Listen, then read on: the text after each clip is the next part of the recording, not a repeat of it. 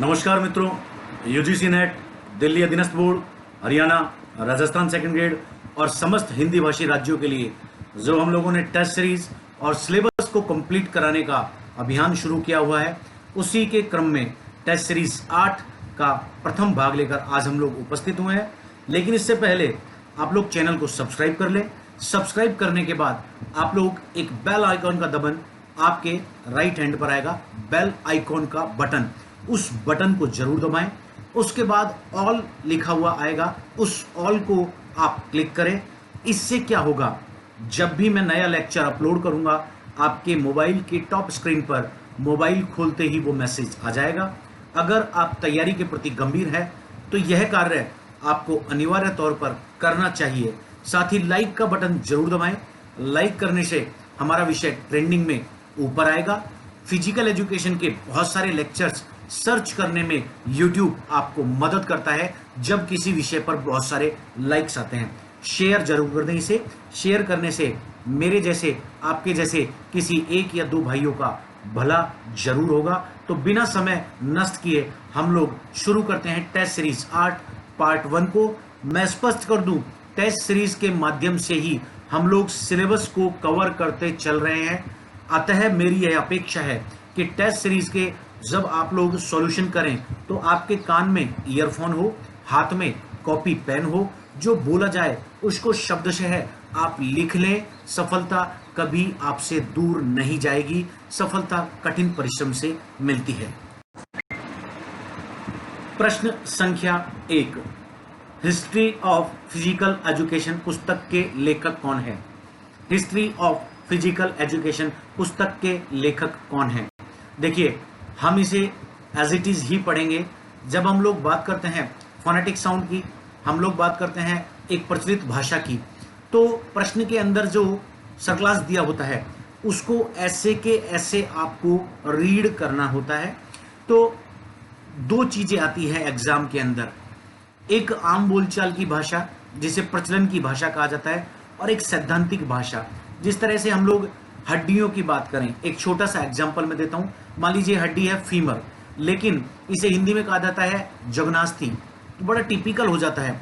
इसलिए question paper के अंदर उसी प्रचलन की भाषा में पूछा जाता है फीमर किस जगह पाई जाने वाली हड्डी है। सेम ऐसे आपको यहाँ कॉन्सेप्ट को याद रखना है। तो देखिए 4 ऑप्शन दिए हुए हैं, Charles butcher, Thomas would, H.C. Buck, Ira's Ahmad. अब ऐसा प्रश्न बड़ा टिपिकल हो जाता है, पुस्तक के लेखक का नाम। पुस्तकें शारीरिक शिक्षा के अंदर हजारों आई हुई है, लेकिन उन पुस्तकों के बारे में हमें पता नहीं होता, इसलिए गलतियां हो जाती है। ऐसे प्रश्नों के अंदर जब हम लोग हिस्ट्री ऑफ फिजिकल एजुकेशन की बात करते हैं तो भारतीय लेखकों का स्रोत बहुत कम है। भारतीय लेखकों के बारे में हम लोगों ने बहुत कम सुना है। तो अधिकांशतः हम लोग ऐसे प्रश्नों के अंदर विदेशी लेखकों को सही कर कर आ जाते हैं। लेकिन हमें इससे पहले इन चारों ऑप्शंस के बारे में गंभीरतापूर्वक स्टडी कर लेनी होगी, फिर हम इसके अंतिम उत्तर के ऊपर पहुंचेंगे। तो देखिए, इस प्रश्न का प्रथम ऑप्शन था चार्ल्स बूचर, और ये जो पहली पुस्तक आपको दिख रही है यह चार्ल्स बूचर के द्वारा लिखी हुई है, फाउंडेशन ऑफ फिजिकल एजुकेशन। देखिए, चार्ल्स बूचर शारीरिक शिक्षा के एक महानतम विद्वान थे। उन्होंने 40 से ऊपर किताबें आज तक अपने जीवन में लिखी है। कुछ इस तरह की किताब स्वयं अकेले लेखक के रूप में, और कुछ बहुत सारी किताबें अन्य लेखकों के सहयोग से।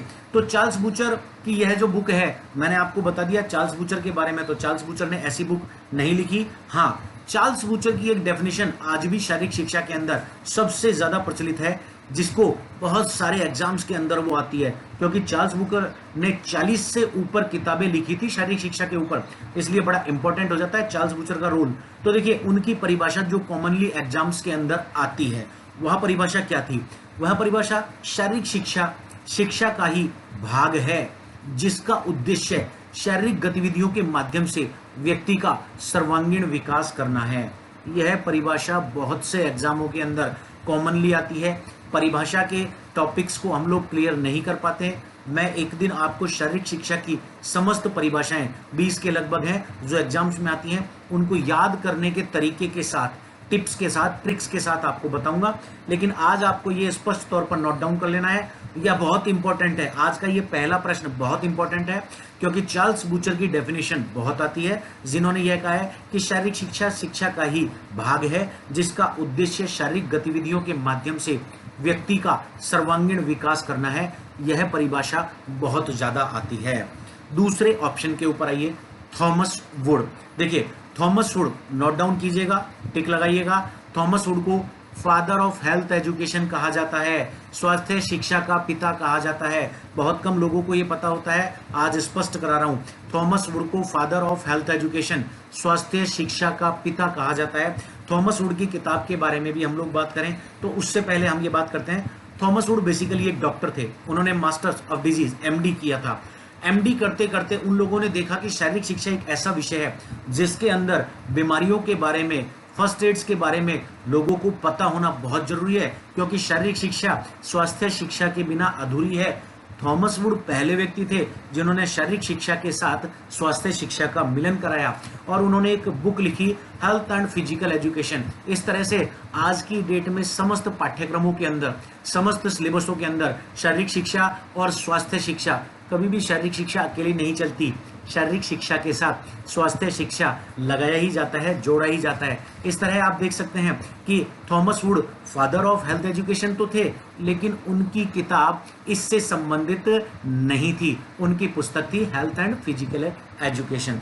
तीसरे व्यक्ति के ऊपर आइए, हैरी क्रो बक, बड़ा इंपॉर्टेंट है। इन्हें father of physical education in India, Bharat में शारीरिक शिक्षा का पितामह कहा जाता है। ये बेसिकली इंडियन नहीं थे। भारत में ईसाइयों का एक मूवमेंट आया था जिसे YMCA, young man Christian association movement कहा गया। इस मूवमेंट का उद्देश्य खेलों के माध्यम से लोगों को शिक्षा के प्रति जागरूक करना और ईसाई धर्म का प्रचार करना था। शुरुआत में यह इसका मूवमेंट मोटो था, लेकिन बाद में यह मूवमेंट मोटो बदल गया। बाद में इन्होंने समस्त फोकस केवल अपना खेलों के प्रचार प्रसार के ऊपर किया। इसी कड़ी के अंदर यह संस्था भारत के अंदर YMCA 1909 1909 में लाई गई थी, एजी नेहरन द्वारा। नेजी नेहरन इसके पहले इंस्ट्रक्टर थे, और इसी संस्था ने मद्रास के अंदर भारत के शारीरिक शिक्षा जगत का पहला संगठित महाविद्यालय खोला, YMCA college of physical education Madras, जिसके प्रथम प्राचार्य श्रीमान हैरी क्रो बक थे। हैरी क्रो बक की एक किताब है 105 रिक्रेशनल गेम्स की, आज के डेट में बहुत ज्यादा प्रचलन में है। 105 रिक्रेशनल गेम्स की, मनोरंजनात्मक खेलों की पुस्तक हैरी क्रो बक की बहुत प्रचलन में है, लेकिन यह पुस्तक भी हैरी क्रो बक ने नहीं लिखी। अब आइए अंतिम ऑप्शन पर, भारतीय लेखक थे, और यह अंतिम ऑप्शन इराज अहमद, यह इस प्रश्न का उत्तर है। इराज अहमद, इन्होंने पटना साइंटिफिक बुक कंपनी के द्वारा 1964 में अपनी एक बुक पब्लिश करवाई थी, हिस्ट्री ऑफ फिजिकल एजुकेशन, जो भारतीय तरीके से, भारतीय भाषा में तो नहीं लिखी गई थी, लेकिन भारतीय तरीके से शारीरिक शिक्षा को लिपिबद्ध करने वाली पुस्तक थी। इराज अहमद के बारे में ज़्यादा सोर्सेज अवेलेबल नहीं है, लेकिन ऐसा प्रश्न बहुत कंफ्यूजिंग होता है और ऐसे प्रश्न को आप लोग बहुत गलत कर आते हैं, इसलिए बहुत से लोग इराज अहमद के ऊपर गए ही नहीं होंगे, क्योंकि उनका नाम कहीं भी साहित्य के अंदर नेट के ऊपर अवेलेबल नहीं है। लेकिन इस प्रश्न का सही उत्तर है हिस्ट्री ऑफ फिजिकल एजुकेशन, पुस्तक भारतीय लेखक इराज अहमद के द्वारा लिखी गई, जिसे पटना साइंटिफिक बुक कंपनी के द्वारा 1964 में प्रकाशित किया गया। प्रश्न संख्या 2, क्रॉस कंट्री किस ट्रेनिंग का उदाहरण है? खेल प्रशिक्षण की यूनिट से लिया गया प्रश्न है, और जैसा कि आप समझ सकते हैं बहुत इजी सा इसका आंसर होगा। तुरंत प्रभाव से हम लोग आंसर्स के ऊपर आते हैं। रनिंग, अंतराल, कंटिन्यूअस, फार्टलेग। तो देखिए यहाँ इसने किसी भी शब्द के साथ ट्रेनिंग शब्द नहीं जोड़ा, जो अपने आप में कंफ्यूज करने वाला तरीका हो सकता है। तो हम लोग यहाँ बात करेंगे ट्रेनिंग इनमें से कौन कौन सी है। तो running is the way to run by a person. Running किसी भी व्यक्ति के दौड़ने का एक तरीका हो सकता है, यह ट्रेनिंग नहीं कहलाती। तो ऑप्शन ए को आप लोग हटा दीजिए, ऑप्शन ए इसका उत्तर नहीं होगा। अब बचे ब, स और द। अंतराल अपने आप में एक ट्रेनिंग होती है जिसे इंटरवल ट्रेनिंग कहा जाता है। कंटिन्यूअस, यह भी लगातार पद्धति का एक उदाहरण या ट्रेनिंग होती है। और फॉर्टलेग भी एक ट्रेनिंग है, गोस्ता होल्मर के द्वारा खोजी गई, यह भी एक ट्रेनिंग पद्धति है। अब देखिए हमें इन तीनों के ऊपर फोकस करना है। इन तीनों का प्रिंसिपल क्या कहता है? अंतराल पद्धति, इसके अंदर भी काफी देर तक दौड़ाया जाता है, इसे इंटरवल मेथड कहते हैं। इंटरवल मेथड दो प्रकार का होता है, इंटेंसिव इंटरवल मेथड और एक्सटेंसिव इंटरवल मेथड। इंटेंसिव जिसके अंदर हम बहुत तीव्र गति से दौड़ते हैं, एक्सटेंसिव जिसके अंदर हम गति को थोड़ा धीरे रखते हैं। जब मैं कभी आप लोगों की स्पोर्ट्स ट्रेनिंग की क्लास लूंगा तो मैं आपको बताऊंगा कि इंटेंसिटी और लोड नाम के दो शब्द आते हैं। लोड किसे कहते हैं? The total work done by a person, किसी भी व्यक्ति द्वारा किया गया कुल कार्य। और इंटेंसिटी क्या कहलाती है? जो कार्य किया गया उसके करने की दर। समझिए इस चीज को, मैं सीधा सा एक एग्जांपल देता हूं। एक एथलीट 400 मीटर की दौड़ दौड़ता है, कुल दूरी उसने कितनी दौड़ी? 400 मीटर, तो लोड कहलाएगा 400 मीटर। अब 400 मीटर की दूरी उसने 45 सेकंड में दौड़ी या 50 सेकंड में दौड़ी या 35 सेकंड में दौड़ी, जिस स्पीड से वह दौड़ा 400 मीटर को, वह कहलाएगी इंटेंसिटी। ऐसे बहुत से टर्म्स से मैं आपको स्पोर्ट्स ट्रेनिंग की यूनिट के अंदर अवगत करूंगा। तो अंतराल ट्रेनिंग के अंदर भी क्या है? इंटेंसिटी इंटरवल मेथड के अंदर भी दौड़ा तो बहुत सारा जाता है, लेकिन टुकड़ों में दौड़ा जाता है। 40 मिनट दौड़े, फिर 10 मिनट रिकवरी दी, फिर 40 मीटर दौड़े, फिर 10 मिनट रिकवरी दी। सेम ऐसे के ऐसे दोनों के अंदर इंटेंसिव इंटरवल मेथड में रिकवरी कम होती है, एक्सटेंसिव इंटरवल मेथड में रिकवरी ज्यादा होती है। तो यह भी क्रॉस कंट्री ट्रेनिंग का उदाहरण हो सकता है, क्योंकि इसमें भी लगातार रनिंग कराई जा रही है। कंटिन्यूअस मेथड, कंटिन्यूअस मेथड को कहा जाता है 30 मिनट से ज्यादा समय तक जब हम लोग कोई कार्य करते हैं और कार्य करने की दर हृदय की धड़कन दर, देखिए कार्य दर हमारे हृदय की धड़कन दर से पहचानी जाती है। कहा जाता है कि आप किस दर पर काम कर रहे हैं, रेट ऑफ वर्क क्या है, तो वह हमारी हृदय की धड़कन दर से मापी जाती है। हमारा हृदय जिस दर पर धड़क रहा है वह हमारे कार्य करने की दर कहलाती है। सामान्य हृदय धड़कन दर क्या है? 72। हम लोग कोई काम नहीं कर रहे, सामान्य है। जैसे ही जंपिंग करना, उछलना, कूदना, भागना, दौड़ना शुरू करेंगे, हृदय की धड़कन दर बढ़ती जाएगी। जिस दर से, जिस स्पीड से हम काम करेंगे वही हृदय की धड़कन दर होगी और वही रेट ऑफ वर्क कहलाएगी।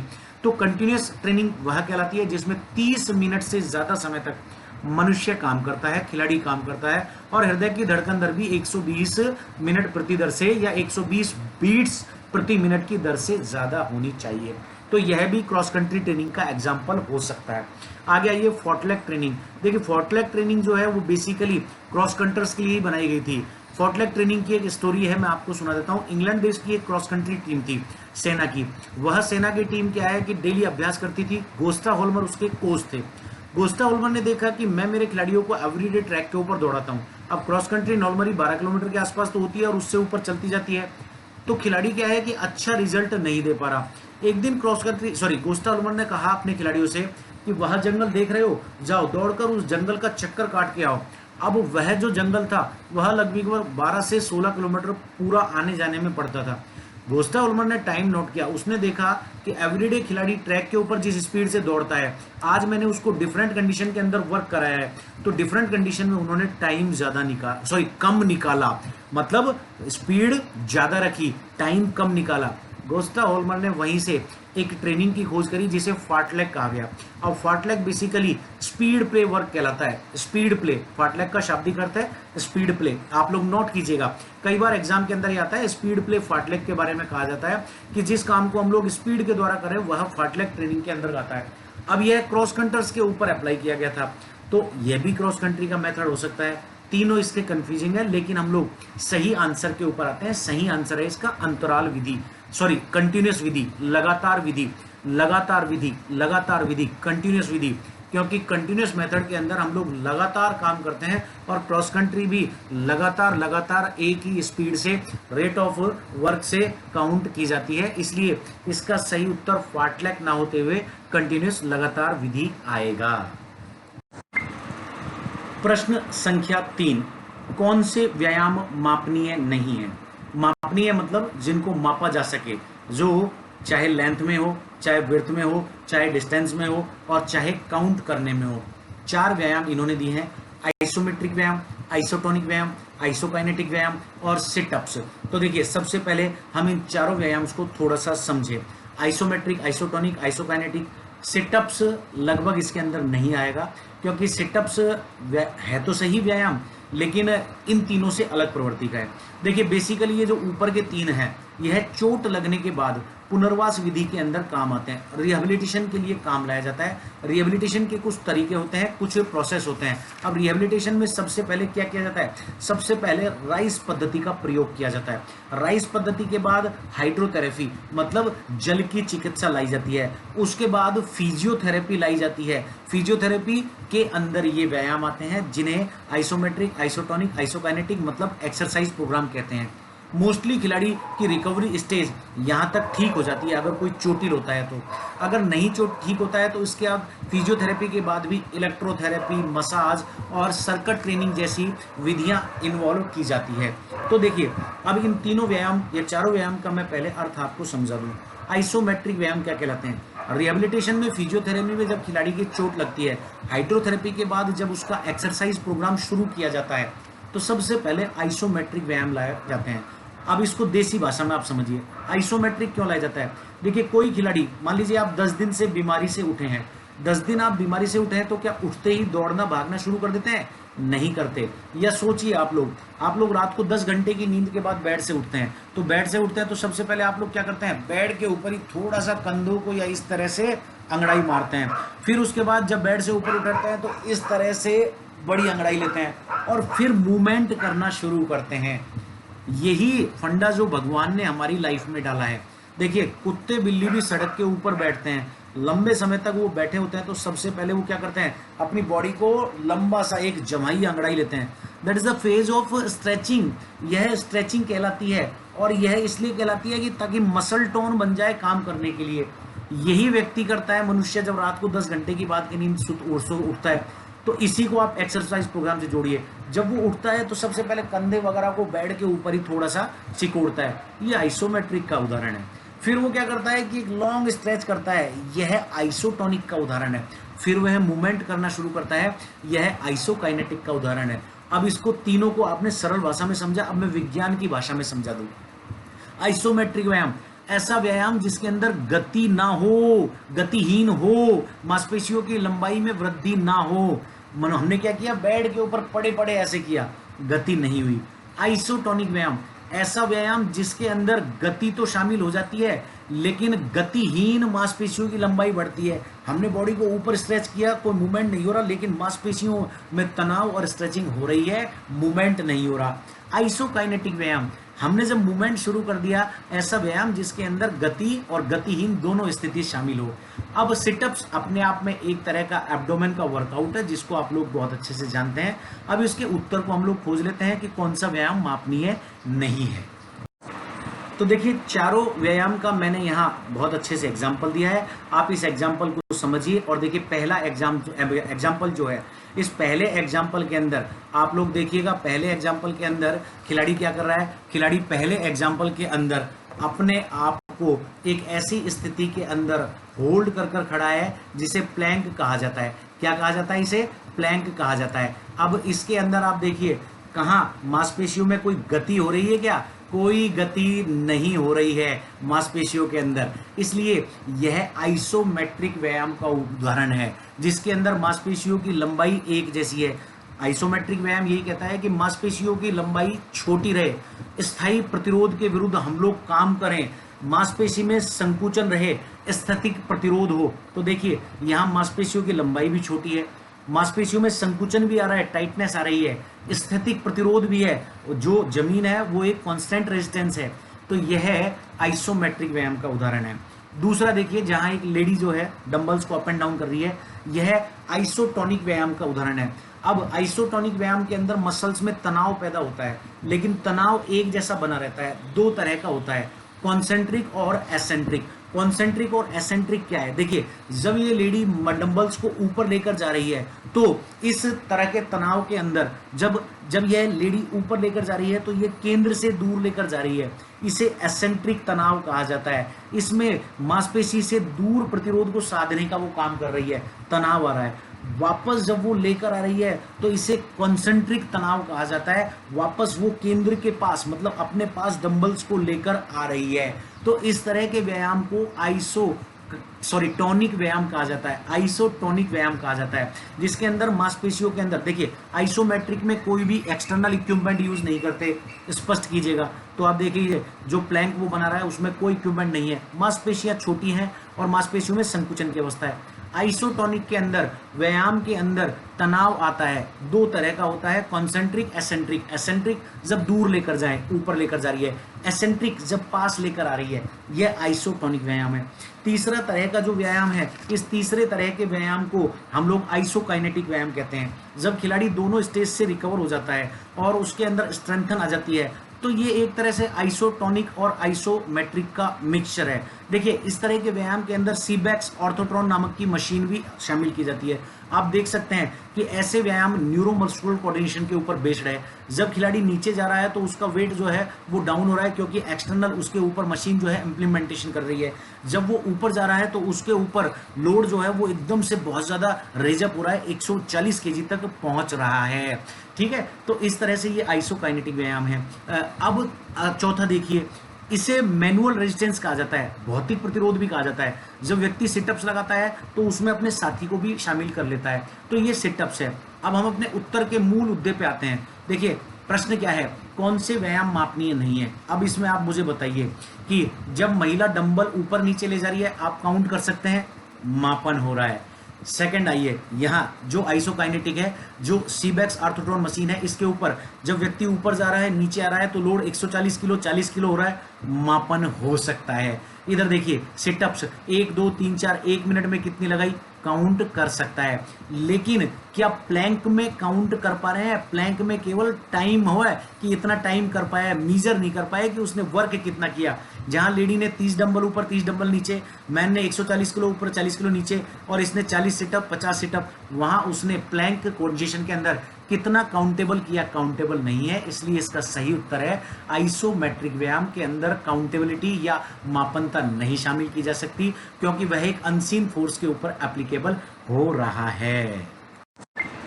प्रश्न संख्या 4, मैंने पहले भी आपको बताया था पिछली क्लासों में, ऐसे प्रश्न बहुत ज्यादा कंफ्यूजिंग होते हैं। नेट के पेपर में 30 से 35 तक आते हैं, सर्वाधिक गलत यही होते हैं। तो देखिए इसके अंदर हमें क्या करना है, ये प्रश्न हमारे माइंड की कैपेबिलिटी को पहचानने वाले हैं कि आपके अंदर तार्किक योग्यता कितनी है, रीजनिंग कैपेबिलिटी कितनी है, कंसेप्चुअलाइजेशन कितना है, आप विभेदन कितना कर सकते हैं, प्रश्न को कितना तोड़ सकते हैं। तो देखिए अब ऐसा, ये प्रश्न तो है ही नहीं, इसका उत्तर तो है नहीं, इसने तो दो चीजें दे दी, एक अभिकथन दे दिया और एक तर्क दे दिया। अभिकथन मतलब इसने कहा कि एक कथन है, तो पहले तो ये पूछ रहा है कि एक कथन सही भी है कि नहीं है, तो पहले तो हमें उस कथन के बारे में पता लगाना होगा कि हाँ भाई ये सही है या नहीं है। फिर हमें क्या है कि उसने उससे रिलेटेड एक तर्क दे दिया कि यह क्या इसकी सार्थकता सिद्ध करता है या नहीं करता, या ये तर्क भी सही है कि गलत है। तो इस तरह से ये बड़ा कंफ्यूजिंग प्रश्न हो जाता है। लेकिन इसको सॉल्व कैसे करना है, पहले आप अभिकथन की सार्थकता को देखिए, ऑप्शन से कोई लेना देना नहीं। ऑप्शन ऐसे प्रश्नों में हमेशा फिक्स होता है, आपको तो ऊपर ही तोड़ लेना है प्रश्न को। फिजिकल एक्टिविटीज में भाग लेना सोशलाइजेशन का सर्वोत्तम माध्यम है। फिजिकल एक्टिविटीज में भाग लेना सोशलाइजेशन का सर्वोत्तम माध्यम है, बिल्कुल सही है। व्यक्ति जब फिजिकल एक्टिविटी करता है, सामूहिक टीम गेम वगैरह खेलता है, तो उसे सोशल बनना पड़ता है। वॉलीबॉल खेलना, फुटबॉल खेलना, या मैं कहूँ कोई भी इवेंट अकेला व्यक्ति करता है तो बोरिंग महसूस करता है। अतः वह सोशल होकर दूसरे व्यक्ति के साथ कॉम्पीट करना चाहता है। या दो टीमें बना दी, दो टीमें, एक टीम जीत रही है दूसरी टीम हार रही है, तो जो 6 टीम वॉलीबॉल की टीम के अंदर, जो 6 खिलाड़ी वॉलीबॉल की टीम के अंदर है, वो अपने आप को एक सिंगल पर्सन नहीं, एक टीम के बतौर रिप्रेजेंट कर रहे हैं, तो यह सोशलाइजेशन का सर्वोत्तम एग्जाम्पल है। तो अभिकथन सही है, इसका मतलब ए सही है। अब यहां एक चीज क्लियर होगी, अभिकथन ए सही है। ओके, इस चीज पे देख लीजिएगा। तो जैसे अब ऑप्शन दे गलत हो गया है, तो ऑप्शन दे क्या कह रहा है, ए गलत है, ए तो सही है, तो ऑप्शन दे को आप निकाल दीजिए। अब कह रहा है तर्क आर, खेलकूद से ही सामाजिक प्रवृत्तियों का विकास संभव है। बिल्कुल सही है, खेलकूद से सामाजिक प्रवृत्तियां डेवलप होती है। अभी मैंने आपको बताया, एग्जाम्पल दिया, दो टीमों के बीच में अगर एक टीम दूसरी टीम, एक टीम के 6 खिलाड़ी हैं, वॉलीबॉल खेल रहे हैं, तो वो अपने आप को एज ए टीम काउंट कर रहे हैं। आप सोचिए जब आप खेलने जाते हैं अपने जिले के नाम से, जोधपुर, जयपुर, अलवर, वहां पर अपने घर का नाम थोड़ी लेते हैं। आपसे पूछा जाता है आप कौन से जिले से हैं, आप कहते हैं मैं अलवर, जयपुर, जोधपुर। तो ये सोशल जो इंस्टिंक्ट्स हैं उनको डेवलप करता है, सामाजिक प्रवृत्तियों को डेवलप करता है। तो दो चीजें क्लियर हो गई, ए भी सही है और आर भी सही है, मतलब ए और आर दोनों सही है। तो देखो अब ऑप्शन आप से को भी निकाल दो, क्योंकि से क्या कह रहा है, आर गलत है। तो दो ऑप्शन अलग हो गए, से और द अलग हो गए, क्योंकि हमने निकाल लिया ए और आर दोनों सही है। अब ये कहता है कि क्या आर ए की सही व्याख्या करता है या आर ए की सही व्याख्या नहीं करता, बस इस चीज को हमें निकालना है। तो देखिए, इसने कहा है कि फिजिकल एक्टिविटी में भाग लेना सोशलाइजेशन का सर्वोत्तम माध्यम है, बिल्कुल सही है। अब ये कह रहा है कि खेलकूद से ही सामाजिक प्रवृत्तियों का विकास संभव है, यह गलत है। केवल खेलकूद, मतलब खेलकूद से तो संभव है, लेकिन केवल खेलकूद से कैसे संभव है? वार, त्योहार, मेले, ये सब जो हमारे संस्कार समाज के अंदर होते हैं, ये भी तो सामाजिक प्रवृत्तियों को बढ़ाते हैं। स्कूल के अंदर जाना, क्लास अटेंड करना, ये भी तो सामाजिक प्रवृत्ति को डेवलप करते हैं। तो हम लोग कैसे कह सकते हैं कि केवल और केवल खेलकूद से ही सामाजिक प्रवृत्ति का विकास संभव है? अतः इसका जो उत्तर है वह ब है कि ए और आर दोनों अपनी अपनी जगह सही है, लेकिन आर, तर्क आर अभिकथन ए की सही व्याख्या नहीं करता, क्योंकि केवल खेलकूद से ही नहीं, खेलकूद के अलावा भी बहुत से ऐसे साधन हैं जिनसे सामाजिक प्रवृत्तियों का विकास डेवलप होता है, संभव होता है। एथलेटिक्स खेल से रिलेटेड यह प्रश्न है, और एथलेटिक्स खेल के अंदर इसने कहा है कि ट्रैक के अंकन में मार्किंग की बात कर रहा है, कौन सा एंगल सर्वाधिक सटीक है। अब देखिए, यह प्रश्न तो बड़ा सरल है, लेकिन लोग क्या है इसके अंदर गलती कराते हैं, क्योंकि जब हमारे दिमाग के अंदर बात आता है तो एक 34.92 डिग्री का और एक 84.39 डिग्री का एक मीजर चलता है। लेकिन ये प्रश्न क्या कहना चाह रहा है? यह प्रश्न कहना चाह रहा है कि ट्रैक के अंकन में, अंकन मतलब जब हम उसको शुरुआत में बना रहे हैं।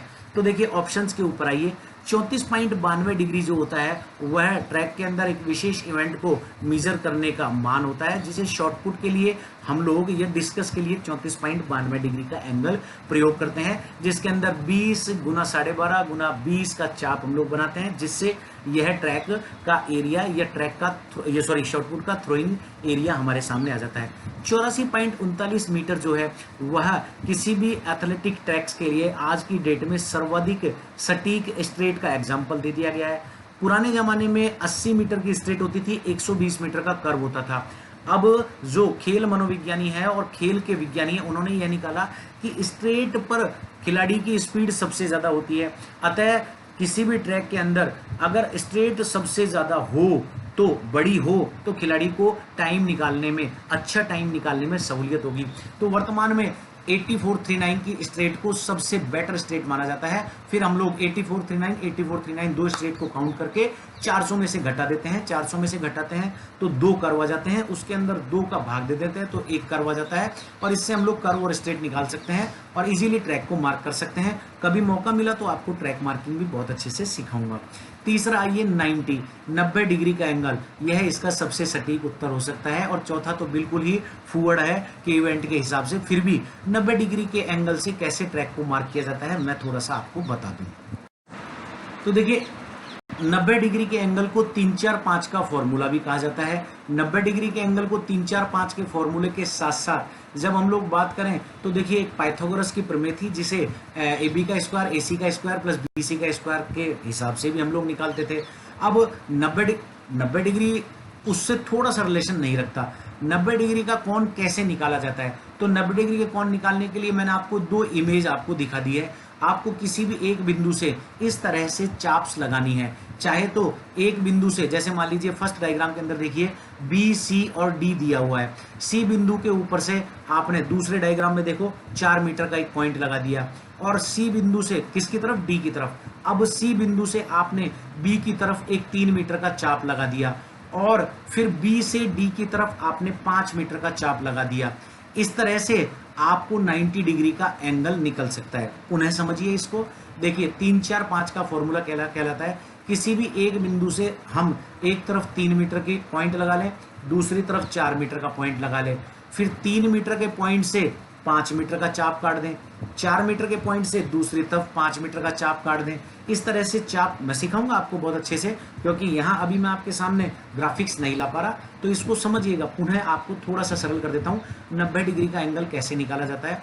यह एक स्ट्रेट लाइन बनाने के काम आता है। 3 4 5 का फॉर्मूला कहलाता है। किसी भी एक स्थायी बिंदु से हम लोग एक तरफ 3 मीटर का पॉइंट लगा देते हैं, दूसरी तरफ 4 मीटर का पॉइंट लगा देते हैं। फिर दोनों पॉइंट से 3 मीटर के पॉइंट से उधर 4 मीटर वाले पे हमने 5 का चाप काटा, 4 मीटर वाले से इधर 5 का चाप काटा, फिर 3 मीटर वाले से 4 के स्टार्टिंग पॉइंट पे 4 का काप काटा, और 5 मीटर वाले से हमने इधर 4 का काप काटा। तो यह एक 3 4 5 का फॉर्मूला हो गया।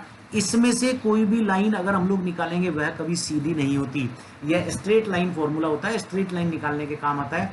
अब 3 4 5 को आप बड़ा भी कर सकते हो, यह अनुपातिक फॉर्मूला है। 3 4 5 के पीछे 0 0 लगा के आप 30 40 50 भी कर सकते हो, वह भी 3 4 5 ही होता है, क्योंकि औसत निकालिए 30 40 50 का 3 4 5 ही तो आएगा। तो इसके ऊपर बहुत अच्छे से आपको और मैं समझाऊंगा, अच्छे से ग्राफिक्स वाली क्लास लूंगा। समझ में आया हो वीडियो लेक्चर्स तो आप लोग शेयर जरूर करें, लोगों को सब्सक्राइब करवाएं, लाइक जरूर करें। मैं समस्त शारीरिक शिक्षा का इस तरह से ग्राफिकल लेक्चर्स के माध्यम से आपके बीच में लेकर उपस्थित होता रहूंगा। साथ ही बहुत जल्दी मैं आपके बीच में लाइव आने वाला हूं, जहां पर आपको मैं कुछ प्रश्न जो है एक दिन पहले दे दूंगा, आप उन्हें सॉल्व कीजिएगा और फिर उन प्रश्नों के ऊपर हम लोग चर्चा करेंगे आपसी संवाद से।